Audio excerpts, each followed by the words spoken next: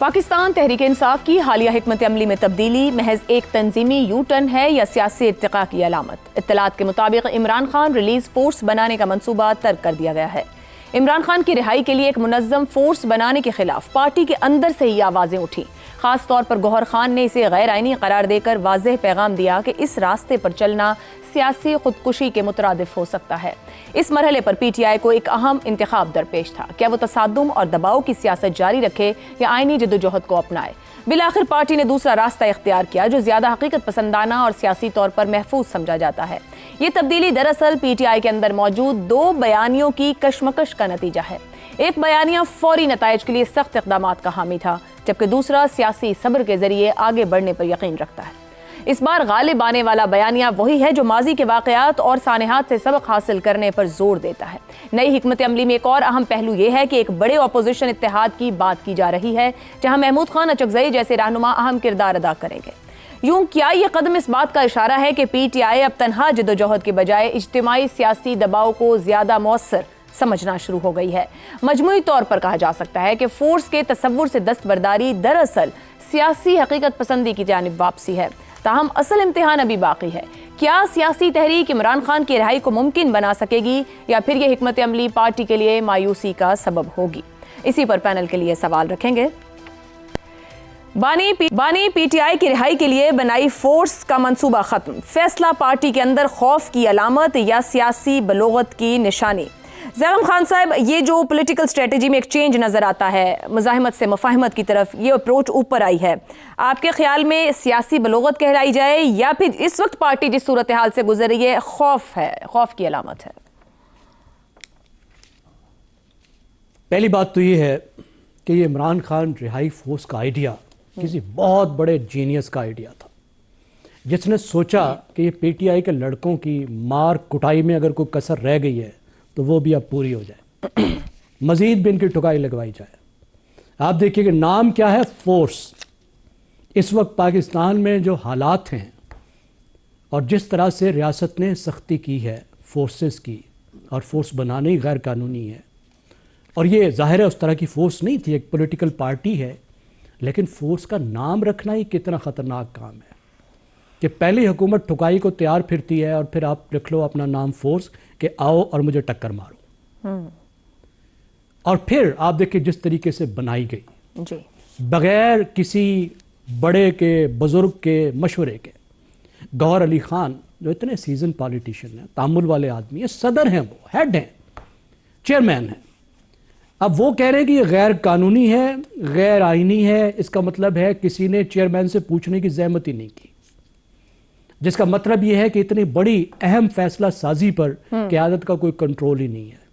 बड़े बड़े फैसले जिसका दिल करता है वो कर देते हैं। एक से ज्यादा जो सेंटर्स ऑफ पावर बने हुए हैं और वो अपने तौर पर ऐसे बड़े बड़े फैसले कर रहे हैं। मगर एक स्टेप बैक होकर अब एक पोजीशन ली गई है ज़ैगम साहब, इससे कोई डिविडेंड मिलेगा पीटीआई को? देखिए बहुत अच्छी बात है। पहला डिविडेंड तो ये है कि बेचारे नौजवानों की मारनी पड़ेगी।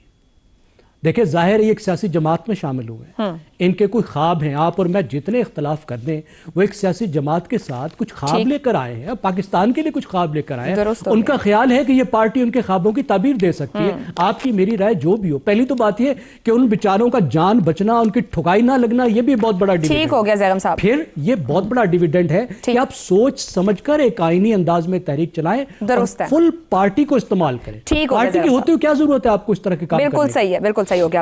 रज़ा रूमी साहब, क्या पार्टी के अंदर मौजूद जो हॉकिश एलिमेंट है इस नर्म हिकमत अमली को कबूल करेंगे या मजीद इख्तिलाफात का बायस बन सकती है ये हिकमत अमली?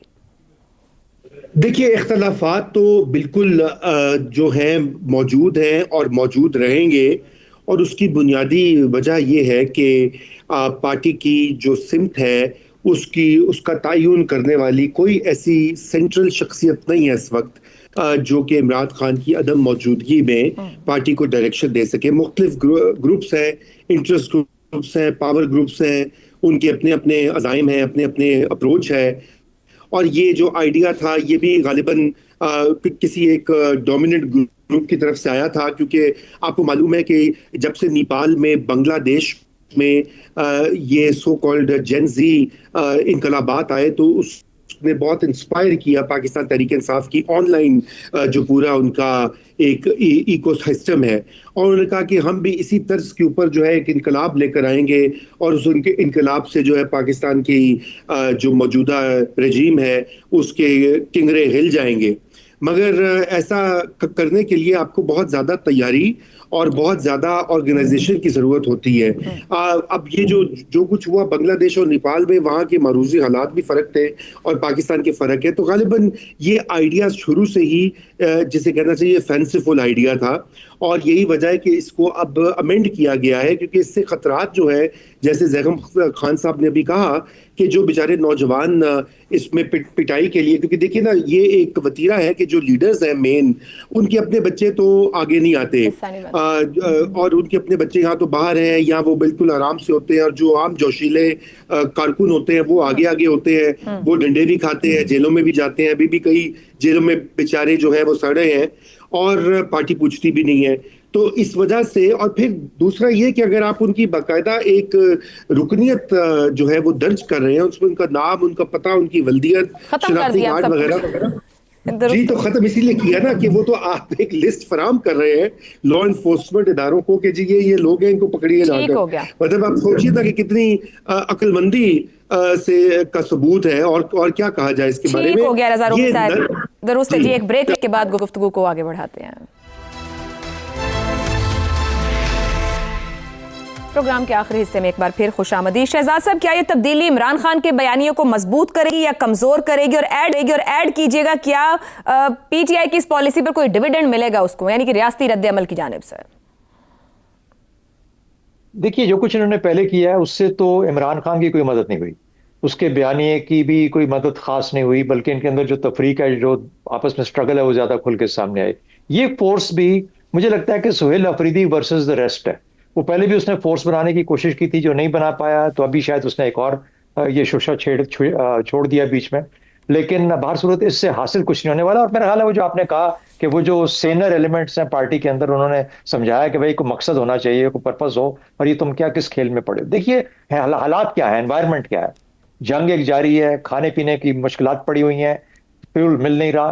केपी की और बलूचिस्तान के मामलात सबसे ज्यादा मुश्किल में है, बलूचिस्तान खास तौर पर, केपी भी बहुत हद तक, और खास तौर पे अफगानिस्तान के साथ मामला। इन चीजों के अंदर आप एक और फोर्स, पहले हमने टाइगर फोर्स एक देखी थी बड़े साल पहले, उसके बाद फिर कल जुल्फिकार एक बनी और मसले खड़े हो गए। तो यानी फोर्स दर फोर्स दर फोर्स, और कभी भी किसी फोर्स ने आज तक कोई डिलीवर नहीं किया। तो मेरी नजर के अंदर ये तो खाम खा का एक शोशा था, गालिबन ट्रक की बत्ती के पीछे लगाने वाली बात थी कि कोई ना फिक्र ना करो, मैं कुछ ना कुछ कर रहा हूँ। डिविडेंड्स की जहां तक बात है, डायरेक्ट डिविडेंड तो कुछ नहीं है, इनडायरेक्ट डिविडेंड ये हो सकता है कि हाँ, आप नजाकत को देखते हुए, हालात की नजाकत को देखते हुए एक पार्टी ने ये फैसला किया जो पॉलिटिकली ज्यादा मैच्योर फैसला है, तो उसके लिए जो हालात हैं, जो माहौल है, वो स्लाइटली बेटर हो सकता है। क्या इमरान खान निकल सकता है उससे? वो नहीं निकलेगा, क्योंकि उसका तो तल्लुक अदालती तरीके से है। तो मेरा ख्याल है इतनी आसानी से हमारे यहाँ काम नहीं होते। लेकिन डायरेक्ट डिविडेंड कुछ नहीं होगा, इनडायरेक्टली मामला थोड़ी तरफ बेहतर आ जाएंगे। आज ये भी याद रखें, आज ही एक बड़ी मीटिंग के अंदर ये फैसला किया गया कि वाइडर बेस्ड आपस में हार्मनी और कोऑपरेशन होनी चाहिए, अदालती भी और उसके अलावा भी। तो शायद उसकी तरफ भी एक ये कदम हो। ठीक हो गया। हसन निसार साहब, पीटीआई के अंदर हालिया अरसे में पहली बार सख्त गिर अनासिर को शिकस्त हुई है, एक कदम पीछे हुए हैं। पीटीआई को सियासी फायदा होगा, वक्ती तब्दीली समझ रहे हैं कि मुस्तकिल सियासी तब्दीली होगी उनमें? मुस्तकिल कुछ नहीं होता ज़िंदगी में। और दूसरी बात यह है कि आपने एक लफ्ज़ इस्तेमाल किया, नैरेटिव। क्या नैरेटिव है इस मुल्क में? किसी का कोई भी क्या नैरेटिव है? वैसे जो टर्म आती है रॉकेट साइंस प्लानट हमारे शुरू हो जाते हैं इस्तेमाल करना। कोई नैरेटिव नहीं है। क्या नैरेटिव है? पाकिस्तान की किसी भी पॉलिटिकल पार्टी का नैरेटिव बताएं। वो चीफ सर्स की तरह नारे से लगाते हैं, अल्लाह अल्लाह खैर, रोटी कपड़ा मकान से शुरू होके आज तक आ जाओ, हद हो गई। अच्छा देखो, आपने कहा कि भाई अंदर खौफ की अलामत या सियासी बलूगत, ना खौफ है ना बलूगत है। ज़रूरत के मुताबिक उन्होंने एक पैंतरा बदला है जिसे आपने पाजेब में पहनाने की कोशिश की है। नाम कोई भी रख दें, एहतजाज बहरहाल एहतजाज होता है, जो शुरू हो तो उसका आखिर प्रेडिक्ट करना किसी के बस की बात नहीं। अच्छा, नाम तो एलीट फोर्स भी है, अभी कहा हमारे किसी दोस्त ने, वो ना एलीट है ना फोर्स है। कोई फोर्स क्या होता है? वो एक शेर सुन लो आखिर पे, जी सुनाइए। ढंग की बात नहीं। हम भी बहुत अजीब हैं, इतने अजीब हैं कि बस खुद को तबाह कर लिया और मलाल भी नहीं। 78 साल हो गए। चलें जी, हसन निसार साहब ने जो इरशाद शेर पर ख़त्म करते हैं, हम भी बहुत अजीब हैं, इतने अजीब हैं कि बस खुद को तबाह कर लिया मगर मलाल नहीं।